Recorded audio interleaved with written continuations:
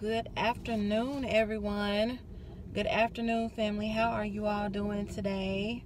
I hope everyone is doing well. I'm doing fabulously because I'm in Texas and it is finally raining today.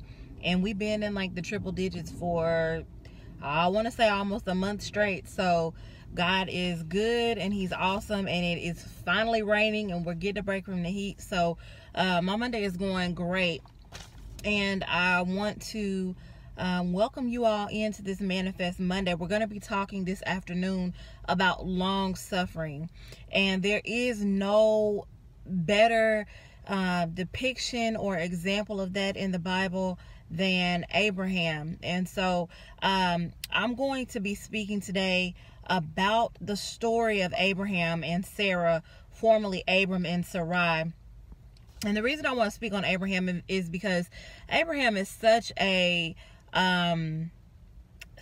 perfect example of what our faith relationship with God should be about. But he's also such a perfect example of patience in the process, the patience that it takes in the process of you getting to what it is that God has promised you.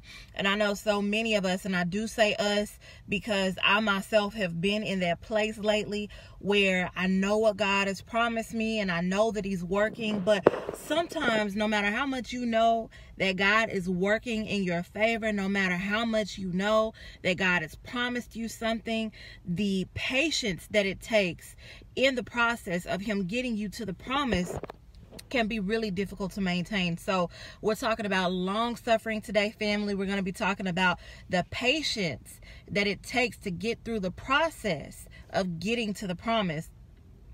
Now, many of you may be familiar with the story of Abraham and Sarah, and some of you may not be familiar with this story, but I just want to give you, and y'all, I have so many notes that I can't even possibly go through all of them, because in my study time, I had said I was just going to write down summaries, and I have entirely too many notes. So what I'm going to do is I'm going to give you guys summaries, and I'm going to also give you the scriptures and let you know where I'm coming out of.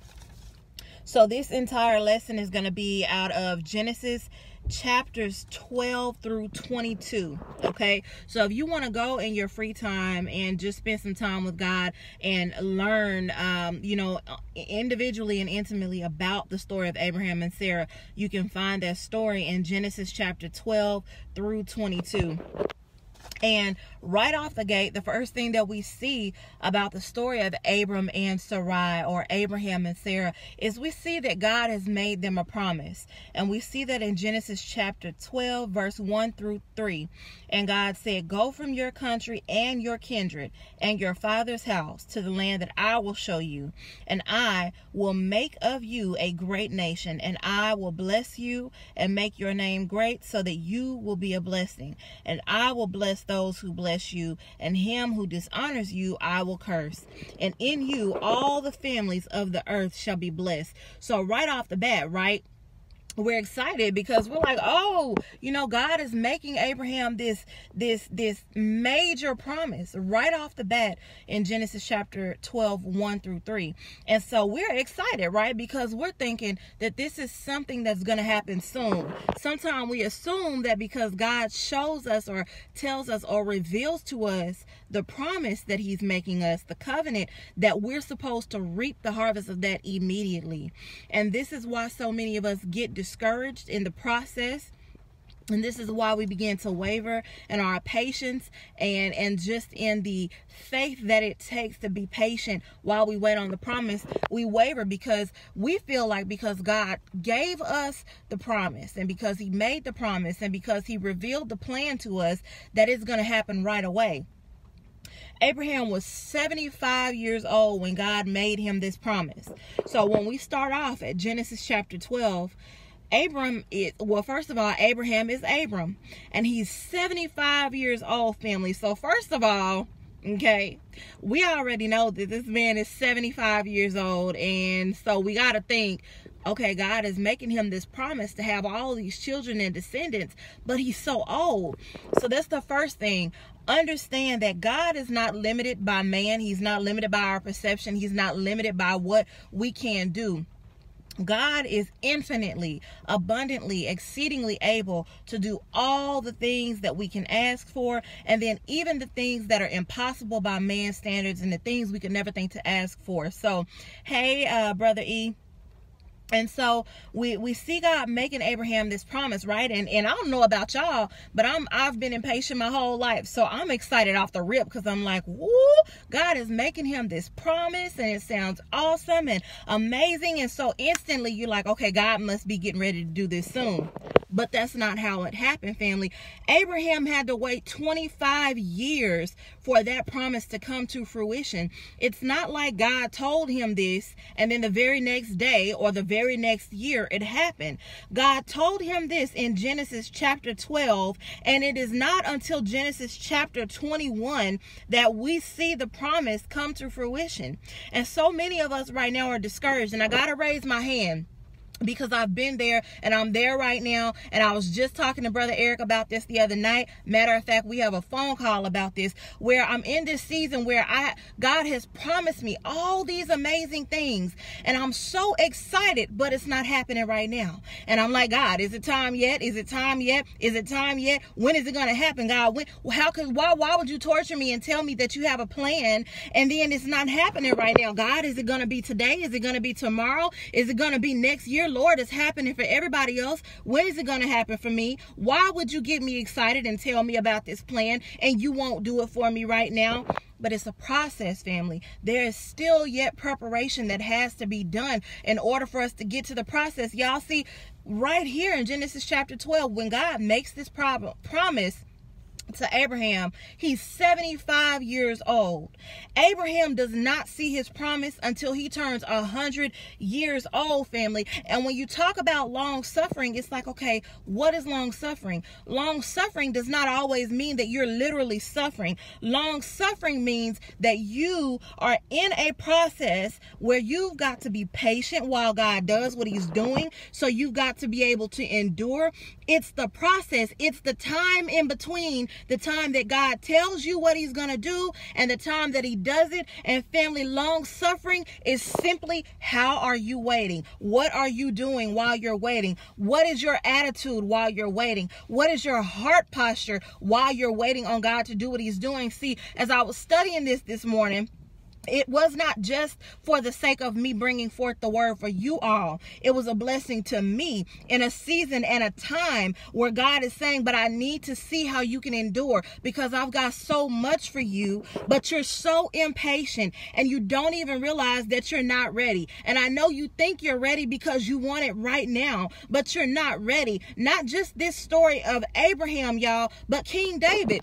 God told King David he was going to be king years and years and years before he became a king. And in the process, he had to endure. There was long suffering. He was a servant to Saul. He had to endure Saul trying to kill him. He went through many wars and many trials and many triumphs as well while he waited. In the time period of God taking him from glory to glory, from where he was to where he was going, it was a long time in between.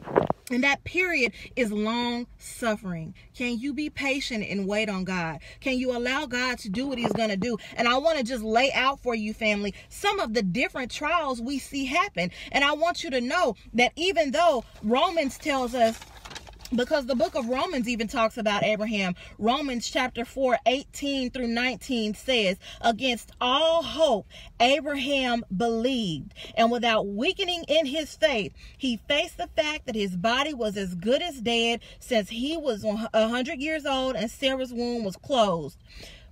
Yet he did not waver through unbelief regarding the promise of God, but was strengthened in his faith and gave God glory, being fully persuaded that God could do and would do what he had promised. So family, it's not that Abraham didn't get tired of waiting on the promise. And I'm going to give you guys some examples where Abraham was like, listen, God, you told me of what you're going to do. It's not happening. I'm getting tired. I'm getting frustrated. But it wasn't that his faith wavered.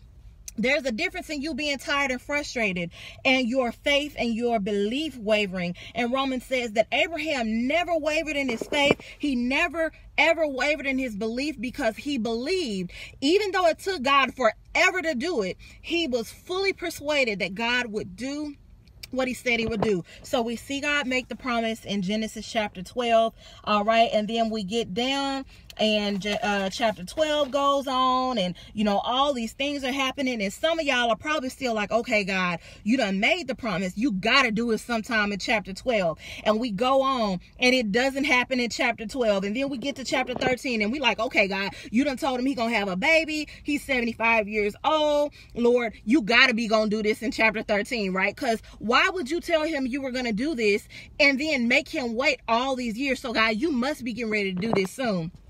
And then we get to chapter 13, and chapter 13 verse 2 says, now Abram was very rich in livestock, in silver, and in gold. So that means that in this process, God was blessing him. Long suffering does not mean you're not still going to be blessed in the process. It's a process. So God was still blessing Abraham while he was preparing him for the promise. And just because he was not at the promise yet doesn't mean he wasn't prospering. Some of you right now are frustrated because you're not at your promise and you feel like God has forgotten about you. But let me let you know, you can prosper in your process. Long suffering does not mean that God has removed his hand from you and he has forgotten about you and he has just said whatever is going to happen to you is going to happen. No, God was still blessing Abraham even in the process, even in the long suffering. Even in his waiting and his frustration, while he waited for the promise to come to fruition, God was blessing him. And chapter 13 verse 2 says, now Abraham was very rich in livestock, in silver, and in gold. But then we come to a portion of long suffering where now he's got to go through some things. And this is a part of his process, because I want to tell you that there are times where God will have to cut away some people and some things in order to take you where he's going. So we see in Genesis chapter 13, verse 9 through 11, Abraham has come to a point where he's got to separate from his nephew Lot. Why? Because they're so rich. God has blessed them so much that now they're arguing with each other. Their servants have begun to argue with each other, and they're so big that both of them cannot occupy the land. Who did the promise belong to? The promise belonged to Abraham. So God said, okay, now I got to separate you and Lot so that I can make sure that you get what I have for you. And Lot said, well, I see that the land out closer toward the city is better and better watered, and it looks healthier for planting crops. I'll take that land. And Abraham said, if you go left, I'll go right. If you go right, I'll go left, Lot. You take the land. We'll separate so that my people are not fighting with your people, and we'll part ways. So now, not only did God make him leave his family and everything he knew in the beginning when he made the promise, now he's got to go through even more pruning in the process, because now he's got to separate from his nephew, and that was his family. Now he's got to separate all over again, and he's got to take another loss because he's got to separate from his nephew.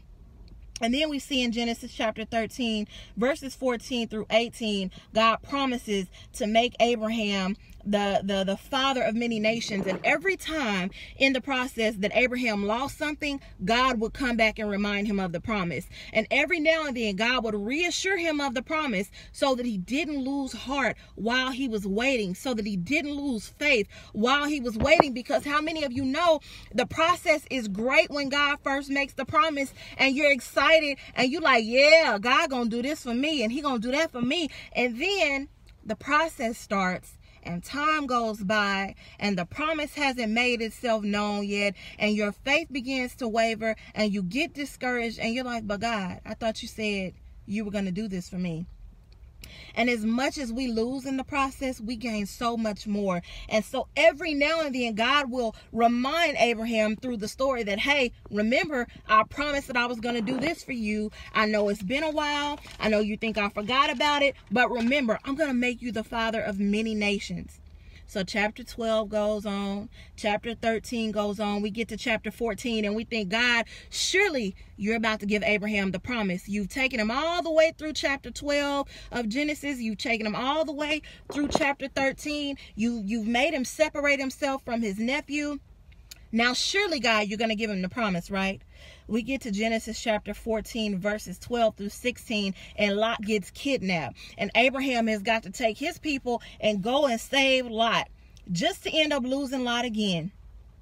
And then we see in Genesis chapter 15, okay, God, you still have not given Abraham the promise. You told him what it was in chapter 12. Why are we at chapter 15 and you still have not given this man a son? Why would you promise him something so crazy and impossible and make him wait this long, Lord? He's already 75 years old. Now, I don't know about y'all, but at 75, I really don't think that too much will be going on in that department to the point to where I'm going to be having kids, right? So God has promised him something crazy and impossible, and he's making him wait for it.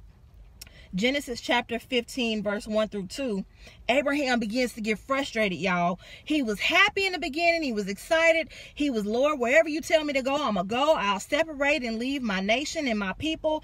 And he was good until some years have passed. Now we see a couple of years later, Abraham has started to get tired and frustrated with waiting on the promise. And we get to chapter 15, verses 1 through 2.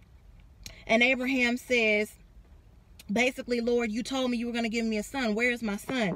God says in chapter 15, verse 1, fear not, Abraham, for I am your shield. Your reward shall be very great. And at this point, Abraham gets mad and he's like, look, Lord, you told me you're going to give me a son, but I still don't have a son. That means that my heir is going to have to be a servant of my house, Lord.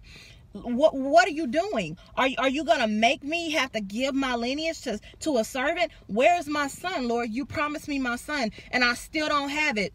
You told me I was going to have a son 3 chapters ago, and I still don't have one. Behold, you've given me no offspring, and a member of my household will have to inherit my house. And God said, Abraham, remember, I told you I would make you the father of many nations. So we see chapter 12 goes by, chapter 13 goes by, chapter 14 goes by. Still, Abraham doesn't have his promise.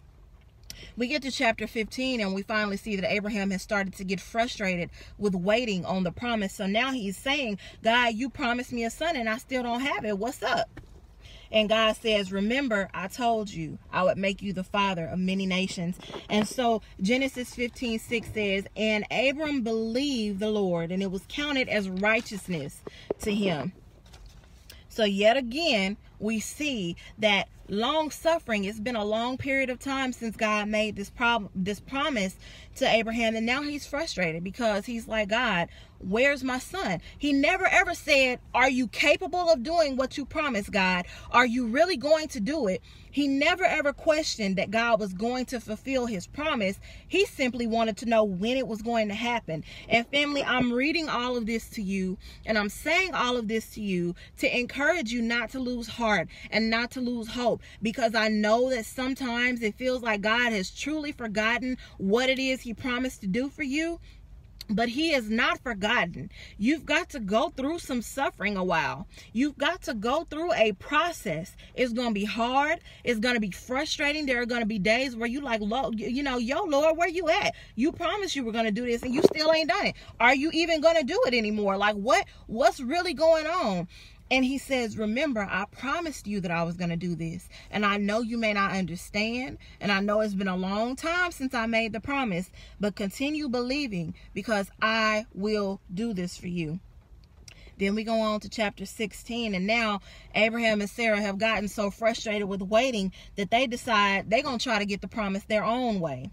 And so in Genesis chapter 16, we see that Sarah gives her maidservant to her husband and says, well, if God is not going to give us a son, I'm going to get my son some way. So go ahead and sleep with my maid, and that's how we'll have kids. That's how we will fulfill the promise of God. And family, we have to be careful while we're waiting on the promise, not to be busybodies and start trying to do things our own way and start trying to get the promises of God our own way, because it will not happen. So we go on and on through all these chapters and all of these different instances, and finally finally, at the age of 100, God shows up in Genesis chapter 21, and he gives Sarah and Abraham a son named Isaac. And family, I share all of that with you to say this. If Abraham at the age of 75 could receive the promise and for 25 years trust God to make it happen, we can surely be patient with God through the process and the long suffering that it takes to get to the promise. I'm there. So I'm not saying this to you because I'm holier than thou and I have superhuman strength and all of that to, be patient. I'm telling y'all this because I'm going through it right now. This is not just ministering to you. It's ministering to me because I'm waiting on some promises that God has made me. And just the other day, I was in my feelings and I was crying and I was frustrated. And I'm like, God, why would you, why make the promise if it's not going to happen? God, why make the promise and then make me wait all this time? But it's worth the wait, family. Everything that God has for you is worth the wait. He promised Abraham a son at 75 years old. And it was not until 25 years later that Abraham received the promise. But why?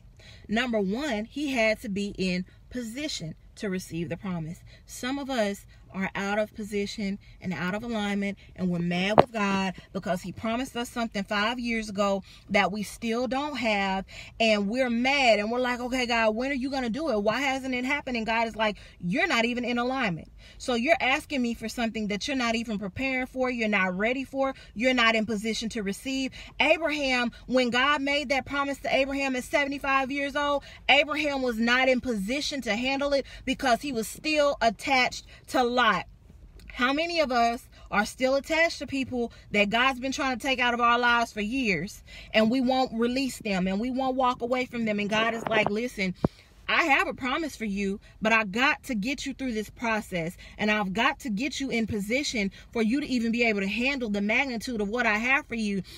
Lot was still in Abraham's life, and Lot was a hindrance in Abraham's life. So God had to take him through a process, and he had to remove Lot, and he had to do all these different things in order to prepare Abraham to be the father of nations. And as the process went on, and as Abraham continued to trust God, his name changed from Abram to Abraham, and Sarah's name went from Sarai to Sarah, because it was significant of the fact that God saw their long suffering, he saw their endurance and their faith, and he was now presenting them with their promise, and he was making good on his covenant. And so, family, I know it may have been a while. I know you might be waiting. I know you may be frustrated. I know you may be tired. I feel you. I'm with you. But if we could just continue to trust God as Abraham did, continue to believe that no matter how long it takes, God will fulfill his promise to you. I promise you, you'll see everything that God has for you.